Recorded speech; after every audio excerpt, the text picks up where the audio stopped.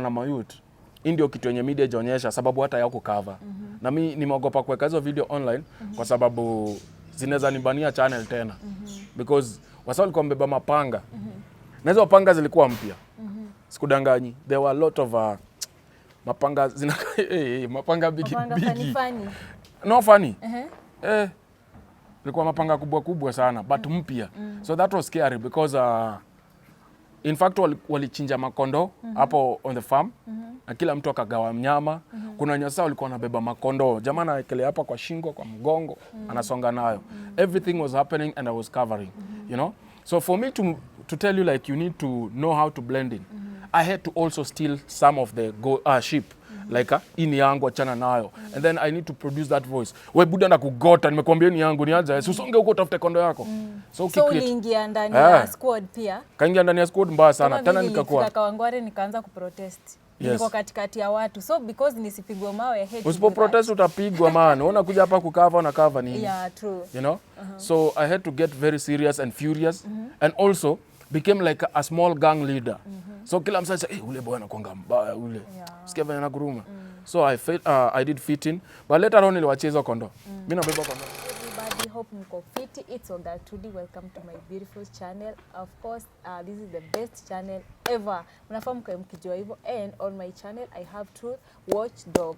So itabidi mumemzoea kwa hii channel jue Usa kwa mtu wangu wa power kila time atakuwa hapa. And now today guys we want to talk about something different that happened during maandamano on it was on Monday na kuna place siku manage kufika. I guess nilionyesha almost everywhere but kuna place siku manage kufika kwa shamba ya Uhuru, right? Yeah. Yes, and Truth was there. So kumekuwa na mambo mingi here and there. We want to hear from him. Alikuwa pale atuelezee mambo ilikuwa vipi, kulikuwa vipi and with the time tutajua what happened. Sawa. So karibu sana. Mambo vipi? Mambo fresh. Uko fiti? Shukran. Yes. Karibu tena.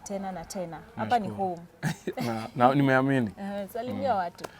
Ladies and gentlemen, kama Truth Watchdog hapa hivi. Tunakuletea ukweli kadao, ukipenda na meza, ukikatasi tunakumezesha. Kwani iko nini? Yes sir. Uko vipi? Mimi niko poa tu. Yeah. Mambo iko sawa? Mambo iko fresh. Tunashukuru. Alright. So tulikuona ukiwa live on Monday siku ya maandamano, mambo ilikuwa imechemka. So place tulikuwa kuna wenye hatu kumanage kufika and you were there. Yes. Na wewe nakujua kama investigator. Can you take us through what happened and maybe kuna vitu ambavyo labda hata hukuweza kutuonesha but you saw them and also according to your investigations just take us through. Okay, this is actually what happened on the ground.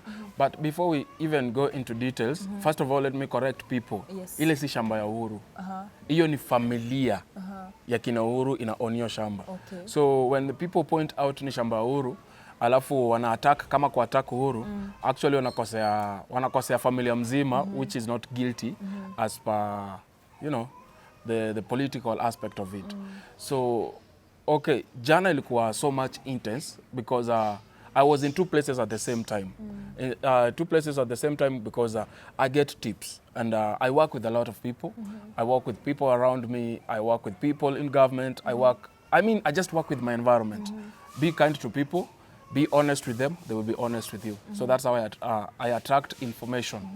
So jana kwanza tao watu kitu yenye wajui polisi hawakulala.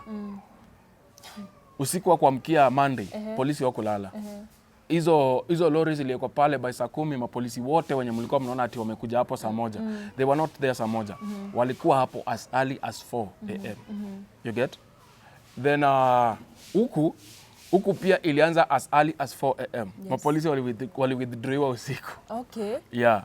So kukua withdrawn usiku ika create gap. Na unajua anywhere kuna property na hii economy yenye tuko nayo, every man out there, every woman, they are tempted to have a piece of something that is not being looked after carefully. Yes. You know? So ilianza asubuhi sana. Sio yote time unaona ati sasa ndio watu wameanza kuchukua makamera. No, nilikuwa huko as early as 6. Nilikuwa shaanza. Yeah. So wewe ukifika pale haukuanza kurecord immediately? Because watu walianza igezi kuona kitu majioni hapo afternoon ndo watu walianza kuona ukiwa live, wakiona ukiodesha huko of which haikuwa rahisi like kwao. Tulikuwa tunajiuliza kwani what is happening, tunaona tu video kwa mtandao hivyo vitu kama hizo. No, the problem is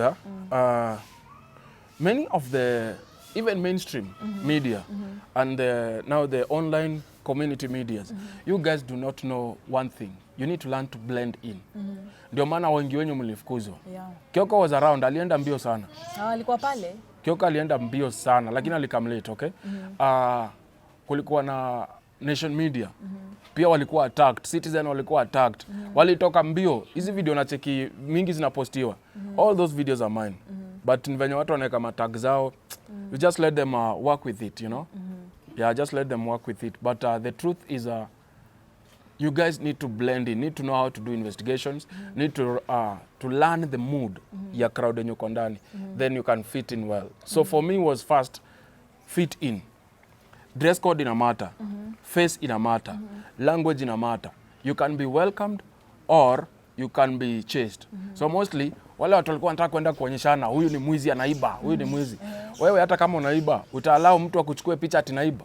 It's not something to be proud of. So that's why uliona ama youth wali retaliate hivyo. Na wakataka anyone mwenye anakuja na makamera lazima acheki venye atacheki. Una get? Yes, so that was a dangerous move from the side of media. You need to learn the mood, then work with the mood. If the mood is not that welcoming, just know this is not jokes. It's not. So for me, that's what I did first. Learn. After you have learned, how will you blend in? Because pale kulikuwa na mayouth, ndio kitu yenye media ijaonyesha sababu hata yako cover. Na mimi nimeogopa kuweka hizo video online kwa sababu zinaweza nibania channel tena. Because wasao walikuwa mbeba mapanga. Na hizo mapanga zilikuwa mpya. Sikudanganyi. There were a lot of mapanga mapanga bigi. Funny. No funny. Ilikuwa mapanga kubwa sana but mpya. So that was scary because in fact walichinja makondo hapo on the farm na kila mtu akagawa mnyama. Kuna nyasa walikuwa wanabeba makondo, jamaa anaekelea hapa kwa shingo, kwa mgongo, anasonga nayo. Everything was happening and I was covering, you know. So for me to tell you like you need to know how to blend in, I had to also steal some of the sheep. Like ini yangu achana nayo, and then I need to produce that voice. We buda na kugota, nimekwambia ni yangu ni aje, usonge huko utafute kondo yako. So uliingia ndani ya squad pia? Kaingia ndani ya squad mbaya sana. Tena nikakuwa Kawangware nikaanza kuprotest. Niko katikati ya watu. So because nisipigwe mawe head. Usipo protest utapigwa man. Unaona kuja hapa kukava na cover nini? Yeah, true. You know? So I had to get very serious and furious and also became like a small gang leader. So kila msasa sasa ule boy anakuanga mbaya ule. Sikia vile anakuruma. So I did fit in, but later on niliwacheza kondo.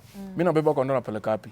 Though I really needed to do something. I wanted to take that one sheep as a symbol of trust and also opportunity for youth to change. Sio kila kitu unaona unafaa kuchukua just because hautaulizwa. Una get? Nilikuwa nataka kupeleka actually kwa the main gate ya North Islands. Niwaambie wewe cheki kondo zenyu zote zimeibwa lakini moja ndio nimesave. Okay? Just because una feel mtu anaibianaga, haimaanishi uko pia na opportunity. Uko sasa ni chance yako kumuibia. It's not right.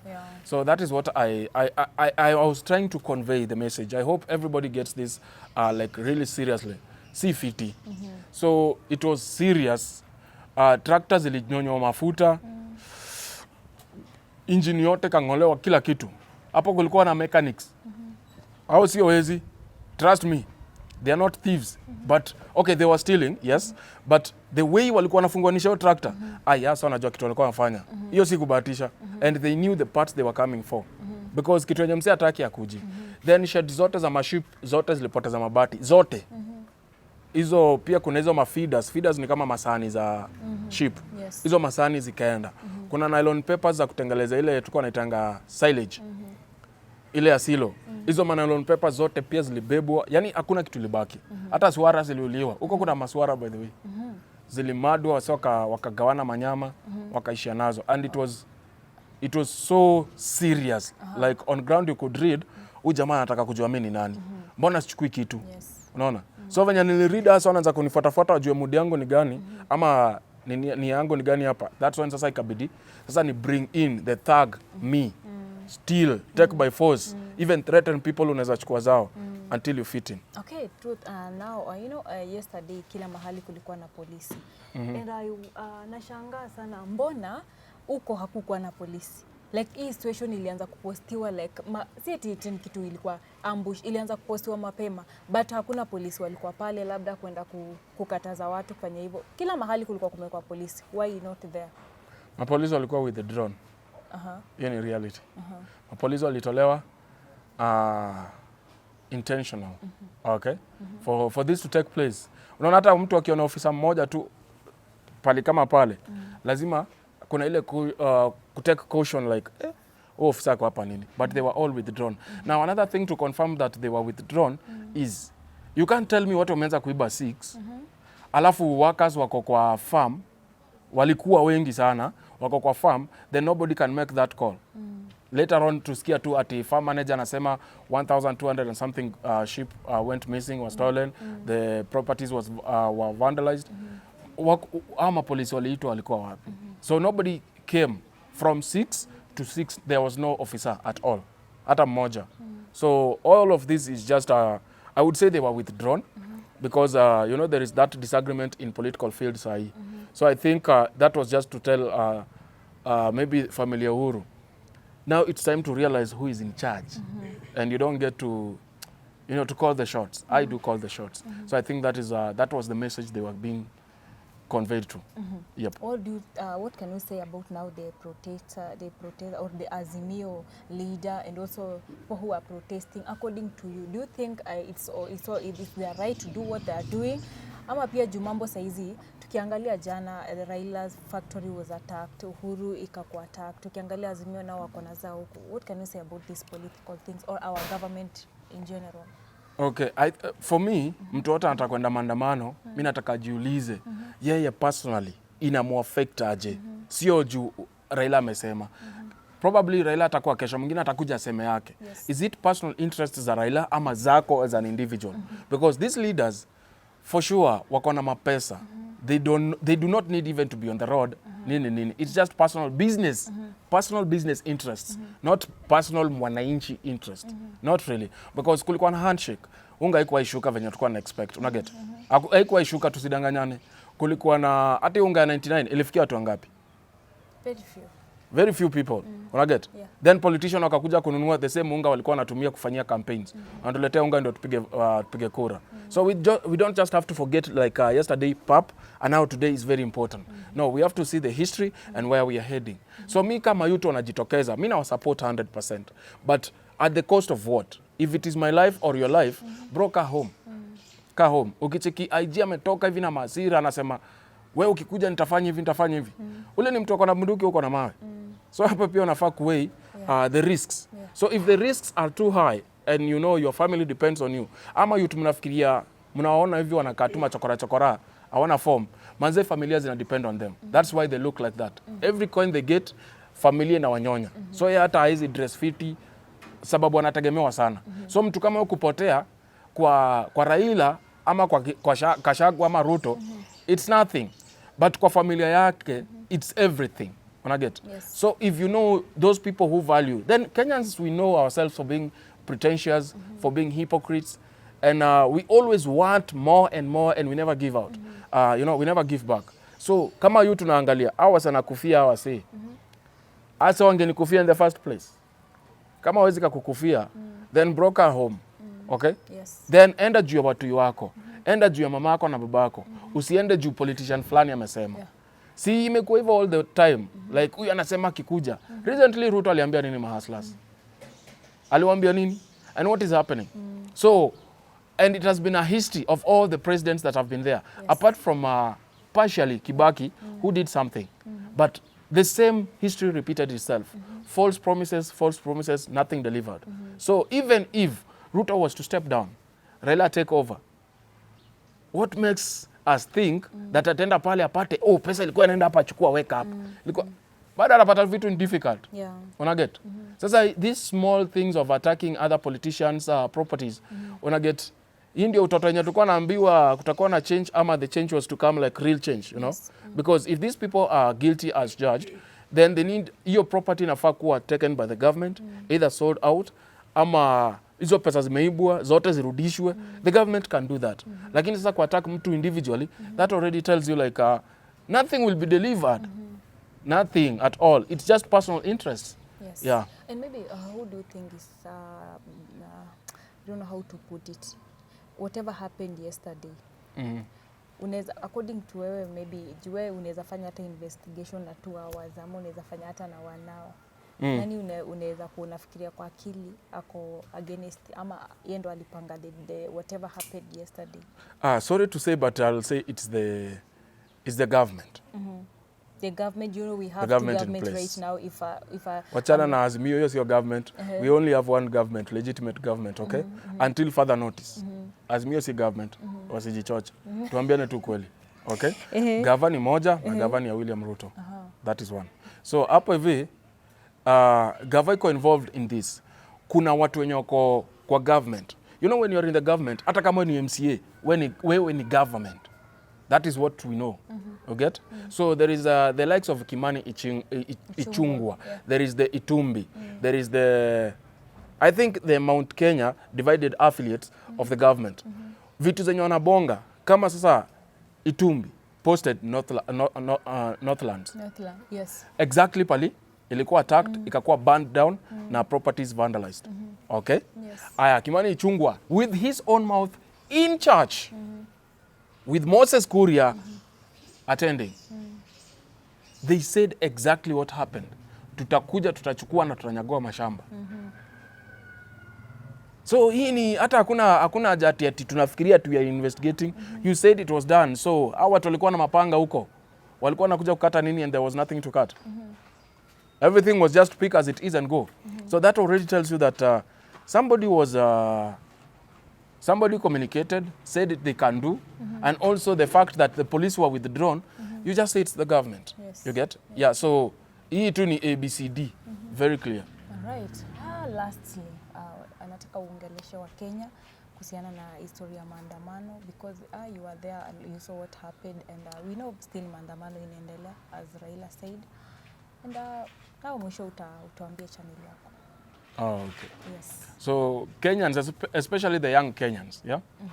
Maze unaona hawa wazee wamekafunga. Watoto wao wanaishi fiti. By the way, inaitwangwa sijui medical insurance. Ya mtoto wao hawa politicians unaona huko. Medical insurance peke yake inaweza somesha familia yako mzima. Una get?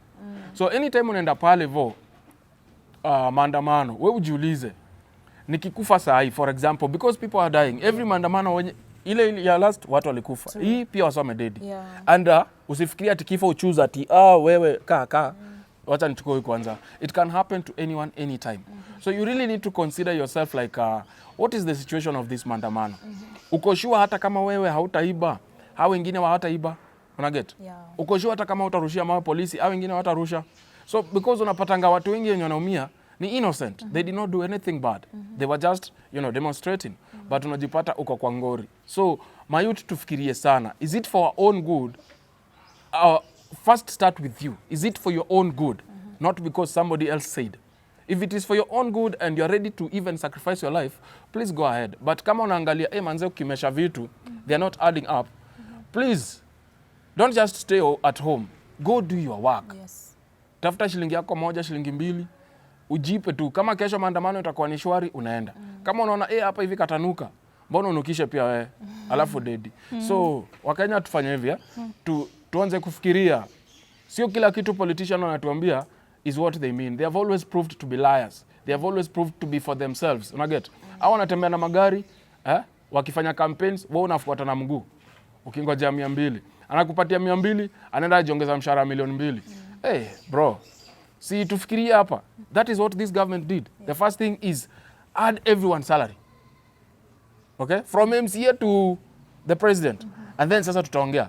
Then unaanza kuona wanachukua contracts. Every contract ni watu wenye kwa government. Au watu private entities ama watu wenye individuals wanataka kufanya business na gava, you can't. Because they have already been taken up. We have to recover the money we used in campaigns. Yes. And recover and make much more for the next campaigns. So it's not about even as individuals. It's about mimi kukaa kwa kiti, kuendelea kutengeleza pesa, and also on how to protect the money that I've actually looted directly and indirectly. So Wakenya tuanze kufikiria sana. Mtu asikwe yeye huyo mtu mwenye ako maandamano, ako kazi yake. Wewe unaingia kazi ya mtu kumsaidia afanye kazi yake alipwe, wewe umpigie makofi. Mkubwa umelipwa. It's high time we start thinking like us, okay? Yes. Yeah, it doesn't kill to fikiria. Right, where should we find your content and you? Na unajua watu wanafaa kutafute sasa wasikize the wisdom in you. Yes, wakupate wapi? Okay, kwenye YouTube Truth Watchdog Official. Kwenye TikTok Truth Watchdog 1 and Truth Watchdog Official as well. I have 2 accounts. Kwenye Twitter Truth Watchdog, kwenye Instagram Truth Watchdog. So niko pale, you can subscribe. Give me support ya subscription. Tuendelee kusukumiana ukweli tukichanuana kwa hii mitaa. Yes, tukiambiana ukweli. Kabisa. Kuficha, si ndio? Kuficha manze imeisha. Sawa tu. Thank you so much for your time and I just wish you all the best na God akuprotect. Unajua kuwa mtu akwambia watu kweli unapataga kuna watu tu wanasema huyu sasa ndo atakuwa na reveal stories zetu. Huyu ndo atakuwa anasema mambo zetu. Unapata wanakufuata but you know God is with you. Mambo iko fit. Yes, God lazima protect ukweli because God is truth. Yeah, true. Yeah. Sawa. Thank you so much. So guys, make sure you subscribe to this channel. We are at 50k subscribers. Na mnifollow pale TikTok, Chudi Kitui, IG the same. And behind the camera I have my super director, Gypsum Daya. Sawa. Tumfollow pia yeye. Let's meet in the next video.